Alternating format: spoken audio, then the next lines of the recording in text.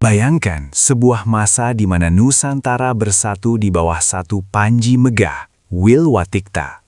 Di jantung Jawa Timur, berdirilah Trowulan, sebuah metropolis kuno yang menandingi kejayaan Romawi dengan kanal-kanal air yang canggih dan bangunan bata merah yang menjulang tinggi. Disinilah Mahapatih Gajah Mada mengucap sumpah palapa yang menggetarkan samudra. Majapahit bukan sekedar kerajaan, ia adalah identitas kebesaran kita. Namun, di balik kemegahannya, tersimpan sebuah teka-teki besar yang hingga kini belum terpecahkan sepenuhnya. Bagaimana mungkin sebuah kemaharajaan yang begitu perkasa bisa lenyap hampir tanpa jejak dari catatan sejarah dunia? Kehancuran itu tidak datang dalam semalam, melainkan merayap melalui pengkhianatan dan ambisi yang buta. Setelah wafatnya Hayam Wuruk, bibit perpecahan mulai tumbuh di antara keluarga kerajaan yang haus kekuasaan. Perang Paregreg, sebuah konflik saudara yang berdarah, menguras energi dan kekayaan negara selama bertahun-tahun. Perlahan tapi pasti, wilayah-wilayah kekuasaan di luar Jawa mulai melepaskan diri satu persatu. Kekuatan maritim yang dulunya tak tertandingi, kini melemah, meninggalkan celah bagi ancaman baru yang mulai mengintai dari pesisir. Kejayaan yang dibangun selama berabad-abad mulai retak dari dalam fondasinya sendiri. Namun, ada sebuah teori yang lebih gelap dan mengerikan mengenai hilangnya ibu kota Trowulan secara fisik. Beberapa ahli geologi menduga bahwa letusan dahsyat Gunung Kelut yang membawa banjir lahar dingin telah mengubur kota ini hidup-hidup.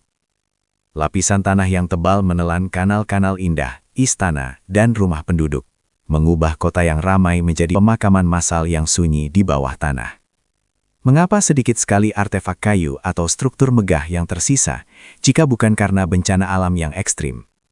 Hingga kini, para arkeolog masih terus menggali, mencoba menemukan jawaban di balik tumpukan sedimen yang menyimpan rahasia ribuan tahun.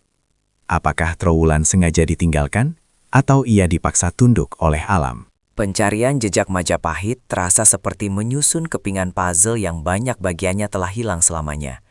Banyak catatan sejarah yang justru ditemukan di negeri asing, seperti dalam kronik Tiongkok atau laporan penjelajah barat, sementara catatan lokal seolah tertelan bumi.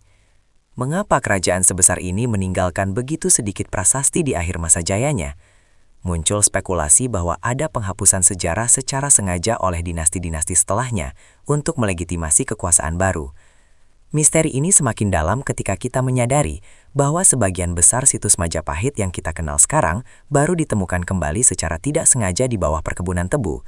Ruang-ruang bawah tanah dan struktur yang terkubur masih menunggu untuk menceritakan kebenaran yang sesungguhnya. Meski bangunan fisiknya mungkin telah hancur atau terkubur, jiwa Majapahit tidak pernah benar-benar mati. Semboyan Bhinneka Tunggal Ika yang kita banggakan hari ini adalah warisan abadi dari pujangga emputan tular yang hidup di masa itu. Majapahit mengajarkan kita tentang persatuan dalam keberagaman dan visi besar untuk melihat Nusantara sebagai satu kesatuan. Runtuhnya kerajaan ini menjadi pelajaran berharga bahwa perpecahan internal adalah musuh paling mematikan bagi sebuah bangsa. Kejayaan sejati bukan hanya tentang emas dan wilayah, tetapi tentang bagaimana nilai-nilai luhur diwariskan kepada generasi berikutnya. Majapahit mungkin telah hilang dari peta dunia, tapi ia tetapi hidup dalam setiap jengkal tanah yang kita pijak sekarang. Misteri Majapahit adalah pengingat bahwa sejarah selalu memiliki sisi yang belum terungkap sepenuhnya. Menurut kalian, apakah Majapahit runtuh karena bencana alam atau murni karena intrik politik? Mari kita diskusikan di kolom komentar di bawah.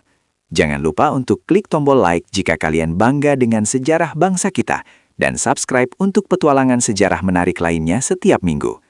Bagikan video ini ke teman-temanmu agar semakin banyak orang yang menghargai jejak kebesaran leluhur kita. Sampai jumpa di misteri berikutnya, dan tetaplah bangga dengan identitas Nusantara kita.